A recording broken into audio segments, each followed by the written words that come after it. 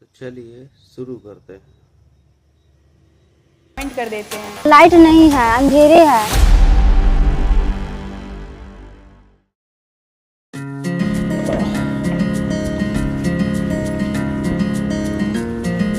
बताओ क्या हो रहा है?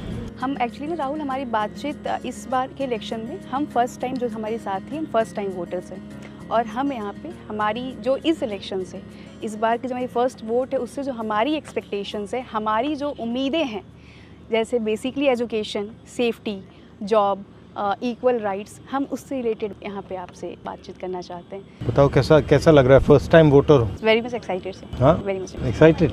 अच्छा, तो आपका प्लान क्या है वोट छोड़कर? पढ़ाई क्या हो रही है, कैसी चल रही है? पढ़ाई तो ख़त्म ही हो गई खत्म है। हो गई। जैसे कि 10th पास करके मेरे घर से मतलब कॉलेज बहुत दूर है। अच्छा। मतलब वहाँ तक मैं जा नहीं पाती हूँ और मम्मी पापा भी घर से अलाउड नहीं करते इस वजह से कि हमारे यहाँ मर्डर बहुत ज़्यादा होता है, दिन दहाड़े मार देते हैं। लड़का जब सेफ नहीं है तो हम लोग कैसे सेफ रहेंगे? इस वजह से मेरी मम्मी पापा मतलब बट आप जाना चाहती थी यूनिवर्सिटी या नहीं? जाना चाहती थी, लेकिन इस डर के वजह से नहीं जाती थी। तो आपको डर लगता है बाहर जाने से? बहुत डर लगता है। आप सबको लगता है डर बाहर जाने से? डर तो सबको लगता है ना। बसेस में, ट्रेन्स में, एवरीवेयर लोग तंग करते हैं आपको? कॉलेजेस बहुत सारे लोग तंग करते हैं। कैसे क्या करते हैं? पासिंग बाय आवर साइड और वो टच कर देते हैं, कमेंट कर देते हैं और मतलब वो कुछ घूरते हैं, कुछ खराब एक्शंस कर देते हैं, कुछ कमेंट पास कर देते हैं। तो सबके साथ होता है? बहुत अनसेफ। जैसे कि तो आप बाहर जाती हैं तो आप अनकंफर्टेबल रहती हैं? हाँ, मतलब हाँ, कंफर्टेबली आप कहीं नहीं जा सकते? नहीं जा सकते। आप बिहार के बाहर गई हैं? बिहार के बाहर मतलब कब गई? कहाँ गई आप? मैं बनारस BHU में पढ़ाई कर रही हूँ। अच्छा, ठीक है। एक बार मैं पंजाब गई थी, वहाँ पे मतलब मुझे मतलब भाई के साथ जाना पड़ा तो मैं गई थी। तो वहाँ पे क्या भाई वहाँ काम करता है? हाँ, भाई वहाँ काम करता है। मेरे हस्बैंड भी मैरिज हूँ। हाँ। तो मेरे हस्बैंड भी वहाँ पे काम क्या करते हैं? राइस मिल के सुपरवाइजर है। अच्छा, हस्बैंड और भाई दोनों? हाँ, भाई दोनों राइस मिल में काम करते हैं? हाँ, क्योंकि मतलब बिहार में बेरोजगार होने की वजह से मतलब बाहर जाना पड़ा उनको। मतलब पंजाब में बहुत सारी कंपनीज है और बिहार में तो कुछ नहीं है। यहाँ पे नहीं है। यहाँ पे कंपनीज क्यों नहीं आती? क्या लगता है आपको, कारण क्या है इसका? कारण क्या कि सरकार नहीं देती है ना। राहुल, हमारे लिए एक बहुत बड़ी इशू हेल्थ के सेक्टर में भी है लड़कियों के लिए, जो कि इस काफी इलेक्शन अच्छा लग रहा है। तुम मुझे राहुल कहला रही हो, थैंक अच्छा यू। लग रहा है। तो हमारे लिए सबसे बड़ा एक मेजर इशू है जो हम गवर्नमेंट से एक्सपेक्ट करेंगे, जो गवर्नमेंट आए, कि हम हमारे हेल्थ सेक्टर में काम हो। काफ़ी चीज़ें हैं जो एज अ विमेन हम फेस करते हैं, जिसकी वजह से हमारे स्कूल कॉलेजेस भी छूट जाते हैं। पब्लिक वॉशरूम्स या वॉशरूम जो स्कूल कॉलेजेस में हैं वो साफ़ नहीं होते, वहाँ अवेलेबल नहीं होते हैं। बाहर निकलते हैं तो पब्लिक वॉशरूम नहीं होते हैं। जैसे हमारी वो साथी हैं, वो पैदल जाती हैं कॉलेज और उनको फैसिलिटीज़ नहीं है उनके पास। बताइए। शर्माना नहीं है? मैं 3 किलोमीटर दूर पैदल चलकर मैं कॉलेज जाती हूँ और रोड पे कोई सुविधा नहीं है। बस है लेकिन इस पर चढ़ते नहीं कि लड़का लोग छिड़खानी करते हैं और रोड पे टॉयलेट नहीं है कि इसमें मैं जा सकूँ। ये रोड पे वो लाइट नहीं है, अंधेरे है और पुलिस की गाड़ी उड़ी नहीं मैं देखती हूँ कि उसको मैं अपना दुख जो बता सकूँ कि ऐसे हो रहा है। मैं इसीलिए चाहती हूँ कि ये सारी हमको रोड पे बॉल चाहिए, लड़की लोग के लिए गाड़ी फ्री बस चाहिए कि लड़की लोग जा सके, आ सके, पढ़ सके। और टॉयलेट चाहिए हमको रोड साइड में कि कोई भी लड़की आए तो दिक्कत उसको नहीं हो जा सके।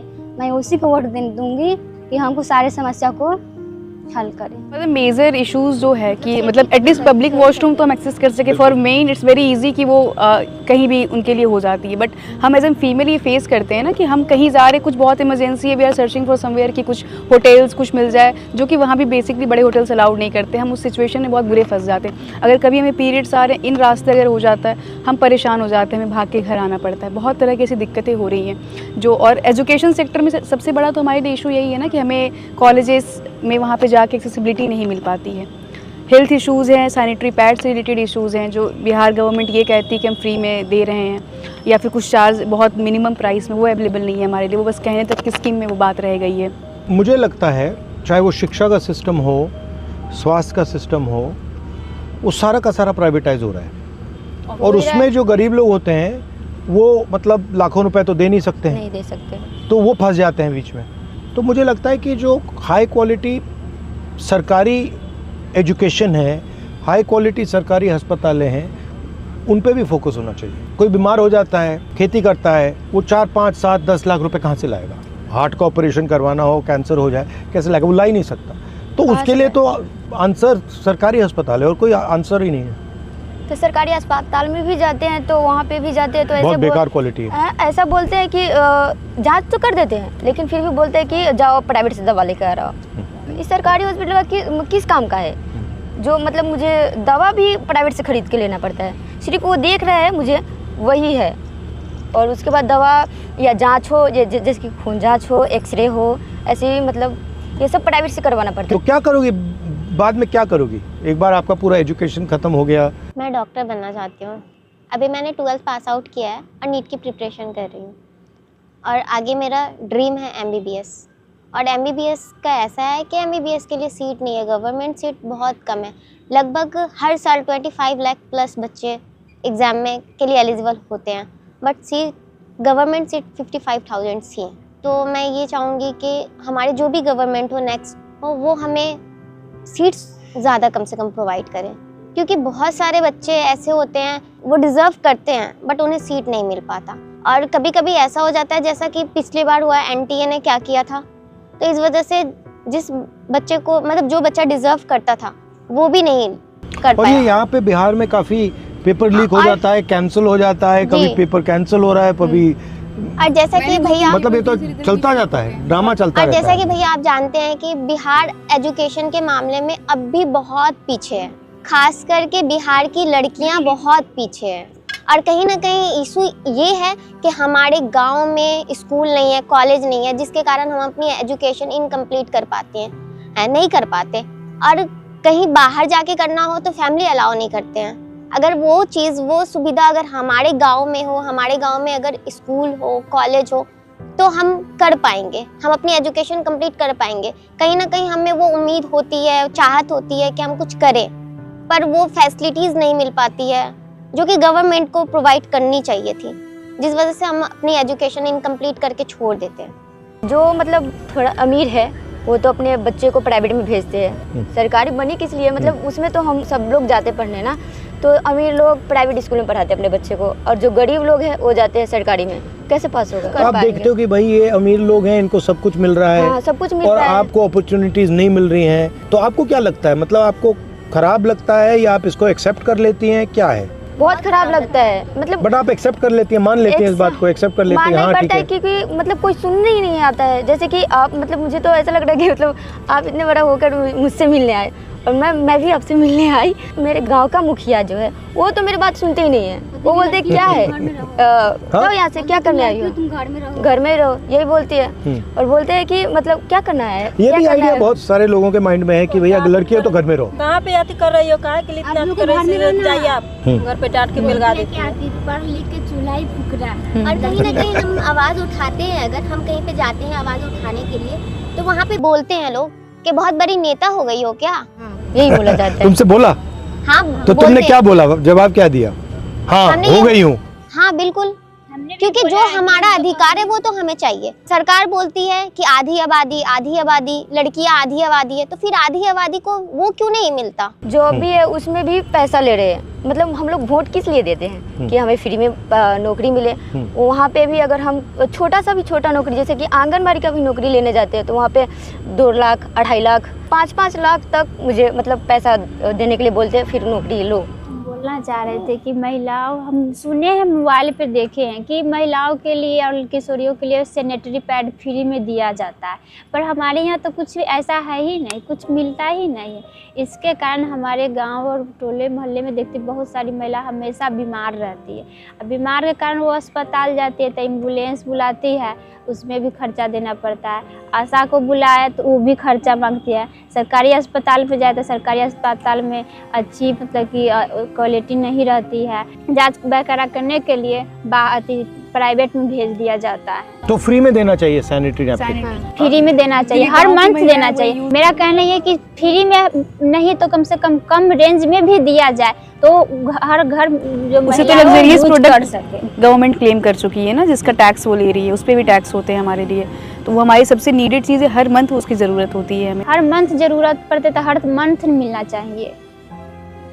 हम भी पॉइंट है, इन्होंने ही हमसे शेयर करा था, हम जब बातचीत कर रहे थे आपस में। आप पहले नहीं मिली हो, यही मिली हो? हाँ, तो इनकी वोटर आईडी ना इन्होंने अप्लाई करी थी 2 साल पहले, मतलब इनको अब जाके वो इशू हो रहा है। जब इन्होंने ऑनलाइन थोड़ा जानकारी ली तब इनको इनसे वो जो वोटर आईडी जो फ्री में होता है, जो हम लोग ऑनलाइन फ्री में करवा लेते हैं, इनसे 2000-3000 चार्ज कर रहे थे। क्यों?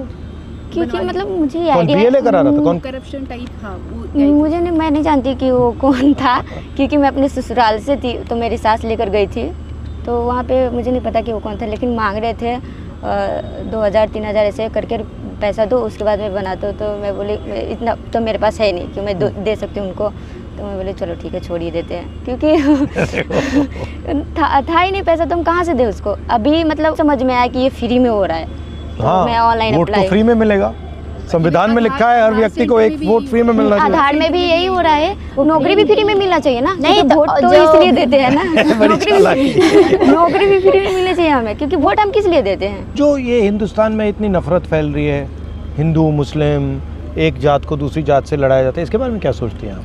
आप चीज़ों में लड़ेंगे, आप बटेंगे, फिर आपके लिए वो एक नैरेटिव क्रिएट की जा रही है कि हम हिंदू हैं तो हमारे लिए ये है, हम मुस्लिम हैं तो ये हमारे दुश्मन हैं, हम इनके अगेंस्ट रहेंगे, जो गवर्नमेंट ऐसे करेगी, हिंदुओं की जो पूजा कर रही है हम उनको वोट देंगे। It's all about the narrative. जो अभी जो वोट चोरी वाला भी जो है वो क्या है, मतलब SIR इट्स समथिंग कि दलित पिछड़े सबको हटा रहे हैं, क्योंकि वो जानते हैं वो अपने हक के लिए जिसको वोट देंगे वो उनको नुकसान करेगा, तो वो सारे उन नामों को काट रहे हैं। उन 65 लाख लोग काट दिए उन्होंने, तो वो उसी लिए बड़ी सीरियस चीज़ है ये कि वो सारे वो दलित पिछड़ों को हटा दिया जा रहा है, जो अपने जिनको और उसमें रोजगार वही है, चाहिए, जो गरीब लोग हैं उनके गरीब नाम तबके कट के रहे हैं। लोग। मतलब जाति धर्म के नाम पे लड़ाया इससे जा रहा है कि हमारे अंदर से हमारी एकता जो है वो खत्म हो जाए।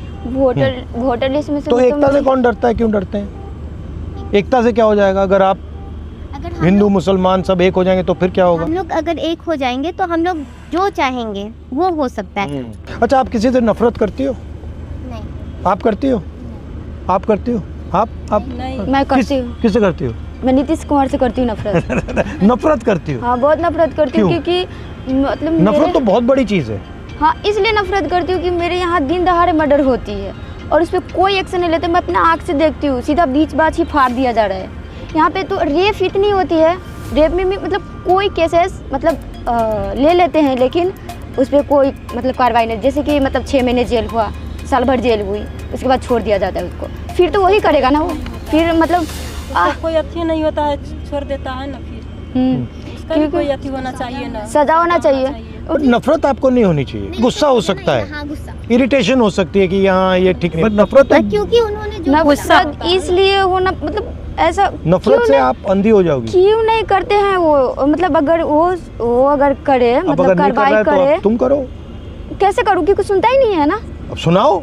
पुलिस कौन सुने आएगा? जैसे आप सुन रहे हो, अब मैं सुन रहा हूँ, सुना दिया तुमने मुझे। आप सुन रहे हो, क्योंकि जैसे कि मतलब अपने मैं बोली थी ना कि मतलब अपने गांव के मुखिया के भी जाके बोलती हूँ ऐसा कि तो मुखिया बन जाओ। नहीं क्यों तो नहीं? वो मतलब पहले मेरी बात सुन लो आप। वो बोल रहे हैं कि मैं जाती हूँ उनके पास, मतलब कुछ भी शिकायत करने, तो तुम नेता हो क्या? निकलो यहाँ से, क्या करने आई हो? हम लोगों के बीच में क्या करने आई हो? क्या काम है? निकलो ना। ऐसे कर देते हैं। वो मतलब मेरे गांव का मुखिया हो गया, जो मुझे जानता है मैं उनको जानती हूँ, वो ऐसा बोल रहा है, तो दूसरा ने तो क्या ही सुनेंगे। और मुझे तो तुम्हें मुखिया बन जाना चाहिए। इस बात से खुशी हो रही है। मुझसे कहो अब मैं मुखिया बनूंगी। मुझे तो इस बात अब मैं नेता हूँ, अब मैं तुम्हें हराऊंगी।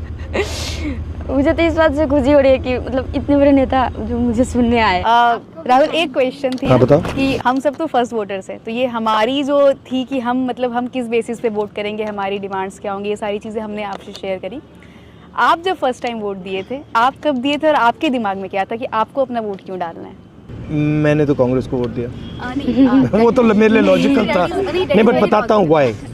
क्योंकि उस टाइम शायद आज से भी ज़्यादा नफरत फैल रही थी, और मुझे लगता है कि जो पॉलिटिकल पार्टीज़ लोगों को जोड़ती हैं, जो बांटती नहीं हैं, वो देश के लिए बेहतर है। जो पॉलिटिकल पार्टी बांट रही है, किसी को हिंदू हो, मुस्लिम हो, सिख हो, क्रिश्चियन हो, या वो, उससे मुझे लगता है कि देश कमज़ोर होता है। तो उस टाइम मैंने इस बेसिस पे वोट किया। जनरली मैं इसी बेसिस पे वोट करता हूँ। मुझे लगता है जो पॉलिसीज़ का गरीब लोगों को फ़ायदा होना चाहिए।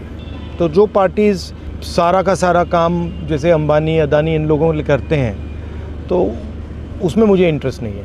क्योंकि मैं चाहता हूँ कि ज़्यादा से ज़्यादा लोग विकास में पार्टिसिपेट करें, ज़्यादा से ज़्यादा लोगों को फ़ायदा मिले। तो ये मेरी थिंकिंग है।